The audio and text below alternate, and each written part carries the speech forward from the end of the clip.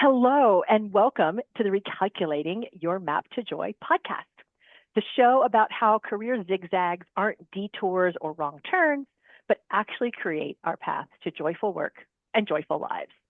I'm Marie Clark, a career transition coach and possibility partner, and I help women move from a career that drains them to one that lights them up without losing their identity or their income. And if you're sitting in a job right now that fills your wallet, but it's slowly sucking your soul, this podcast is for you because my guest today has been exactly where you are. I am so excited to introduce my guest today, Leigh Waring. Leigh is a recruitment leader with Robert Half, but it wasn't always this way. Welcome, Leigh. Thank you for having me, Marie. I'm excited to be here. Yeah, your story is great because it's a little bit different than most of the ones we feature on this podcast. hmm So, give us that 60-second version of your career zigzag, where you started and where you landed. Yeah, absolutely. Well, first of all, I have to say I'm excited to actually talk about my story because when you initially asked me to come on, I assumed we'd be talking about how I see people make career zigzags as a 15-year recruitment veteran. But I'm excited to talk about my own personal pivot because I wasn't always in recruiting. I sort of got into it in a haphazard way. And interestingly enough, I actually started my career in accounting and finance, and I thought that I wanted to be a career accountant. I worked really, really hard to get my first job in accounting. I got my dream job out of college. I went to a big four accounting firm, worked really, really hard. And then a few years into it, I think after the mystique of, your first corporate job coming out of college starts to wear off a little bit, I kept waiting for something to click where I really loved going to work every day, and it never really came. And I thought, well, maybe I'm not supposed to be in public accounting.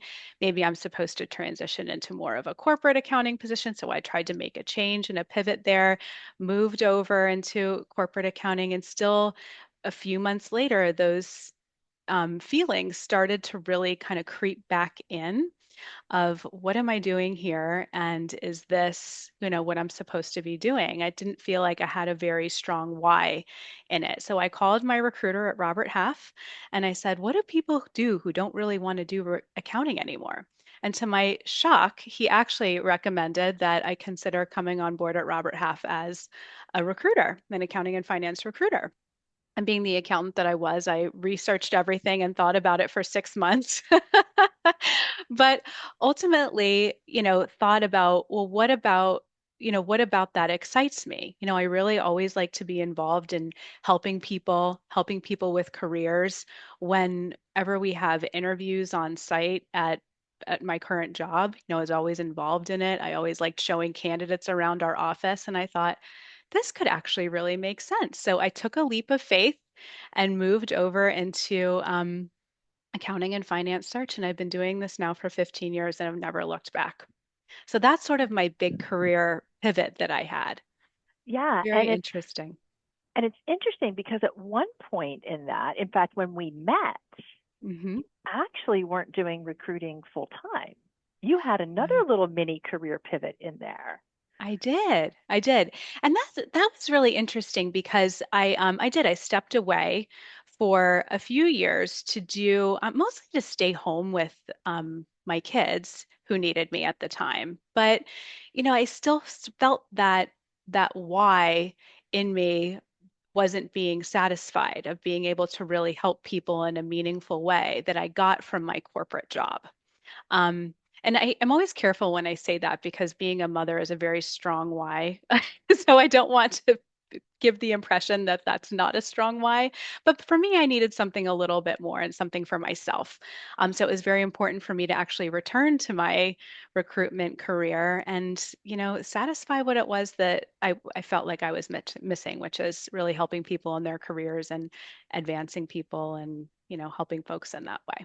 So. Yeah. And I love how, as you tell that story, right, both the Mhm. accounting into what I would consider more of like almost a sales recruiting kind of position, and Mhm. then into temporarily your own business, and then back to something you loved, Yep. is I heard you talk about your excitement and your why.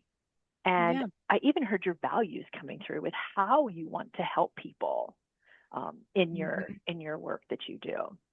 Yep, definitely. So yeah, you touched on this a little bit, but kind of tell me, what was that moment back in accounting that really made you realize you had to make a change?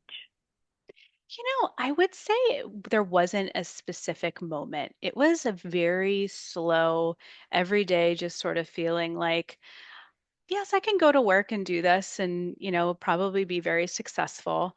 But it didn't have the mission behind it that I needed to feel like I was making a difference in the world. And not everybody needs that. I realize that there are some people who, are fine, just you have your day job and that's what you do. And then you do things outside of work that give you that satisfaction. But for me, it was very important that I had that tie-in between the work that I was doing and feeling like I was mission oriented enough. And it was after I realized I made my first jump over into my corporate accounting role that I still wasn't getting that from being an accountant. And I think that's how, when I look at resumes, some people's resumes, they get to be very jumpy. And I think it's because people move from position to position to position, and it's the same kind of work, and you wait for something to be different, but it never is. And I realized that I was going to fall into a pattern like that unless I found something that gave me that why that I really needed. That is amazing that you really connect that back to your mission, Mhm. because so many of us are doing work that fit us at one point Yeah. and now is not aligned with who we are, where we are in our life, or who we really want to show up and be in the world. Yeah. So I'm curious because you went from accounting to recruitment to your own business and then back to recruitment. So multiple zigzags in your Mhm. career. Yep. Was there a moment during any of those where you almost went, I made a mistake. I need to stop this? Well, what's interesting is I didn't mention my business that I was working on when we initially I walked through my background, but my business it was more so around doing kind of coaching and helping people with career transitions one-on-one. And I think maybe that was a moment for me where I realized, yes, I like working with candidates one-on-one, but I really miss working in a corporate setting where I'm around other adults and I'm around other professionals. Because when I found I was working in my own business, I was a solopreneur. So I was by myself all day sitting in my home office, and I didn't have that same camaraderie. And that was a moment where I thought, I didn't really realize that that was as important to me as it actually is. So that was what made me transition back into a corporate role. So I did sort of take a few steps back in that way. I thought it would be great to have my own business, have the flexibility to be home with my kids, but that wasn't necessarily what turned out to be the right thing for me. Yeah, and that's what is so unique about working with a coach or even a recruiter is the fact Hmm. that you need to figure out what fits you and your Hmm. lifestyle and who you are at a specific time of life. Yeah. So, yeah, I love that you identified the fact that, you know what, this is great. I love the freedom, but I miss working with adults and having Well, colleagues. I have to say it was through coaching that I really found that because I was feeling that on disalignment again, and that very similar to how I felt in accounting, like something wasn't right, something wasn't aligned, and I couldn't quite pinpoint what it was. And it was through coaching that I was really able to get very clear on all of that. So coaching is a huge value tool, and it's Yeah, been very instrumental for me personally. that's amazing to hear, especially since, of course, that is what I do for a living. Um, Sure. but a couple of times now, you've talked about this misalignment and feeling it in your body. Hmm. So as you move from that, like this isn't right, right? And you talked about it being for you kind of a slow build to that awareness. What would you say to someone who was sitting exactly where you were at that point? You know, the feelings of that misalignment, when they're there. I feel inherently like you really do know when something just isn't serving you anymore. And it could be things like, just bouts of depression, not giving your all to things anymore. Or it could be, you know, just you're not that excited to go to work anymore. And I wish I would have paid more attention in hindsight to the things that did light me up about my job because it became very obvious, when I did determine, yes, I want to be a recruiter, the signs were there all the time. The fact that I was always volunteering to go on campus to help figure out who was going to be, our new accounting interns we were hiring, or, when we were interviewing people to join our team. Like those were all things I loved being involved in. And the signs were there all of the time if I just would have paid better attention. So I think that's the big thing to look for. And what I would tell people is that if you're feeling disaligned, make a list of the things that excite you about your job. And it could be something even so small. And that could be a sign of what it is that you're supposed to be doing. And, use those experiences that you get as building blocks to be able to make your pivot successfully. Because as I was interviewing with Robert Half to become a recruiter, those were all things that I was able to point to that I was involved in and that, really helped build my case for my candidacy and ultimately to make a successful transition. So, really pay attention to all of those because I wish that I would have paid better attention in the beginning. Maybe I would have saved myself 7 years of hard work as an accountant. Yeah, it's so interesting, right? Because as you said, our bodies know. We know when it's not right. But what we Yeah. can't necessarily see is the possibilities of how to change.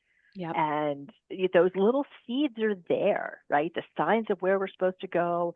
And then those signs can be turned into the things that sit on a resume trail and Yep. actually begin to build your case for Absolutely. that career pivot to make it a little smoother. So, Leigh, so wonderful to have you. This was such a great interview.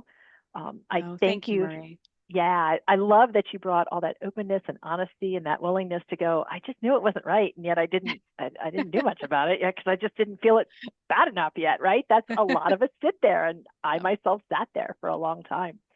So your zigzag has led you somewhere amazing. So definitely share with everyone that's listening where they can find you and what you're working on right now. Absolutely. So I'm a recruiter with Robert Half. I focus on accounting and finance search predominantly, but we do other functions like human resources, supply chain, administrative support, and I work predominantly in the southeastern Philadelphia, Pennsylvania markets. So, and find me on LinkedIn, Leigh Waring.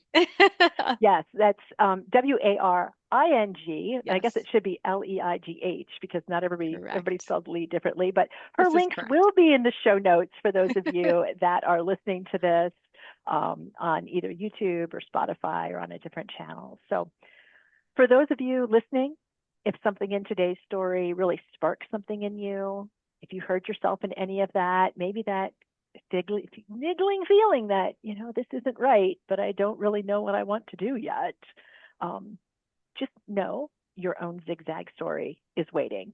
You don't have to choose between your bills and your happiness.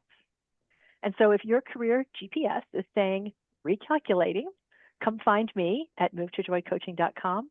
And if this podcast helped you, please share it. There's someone in your life who needs to hear it and needs to hear Leigh's story.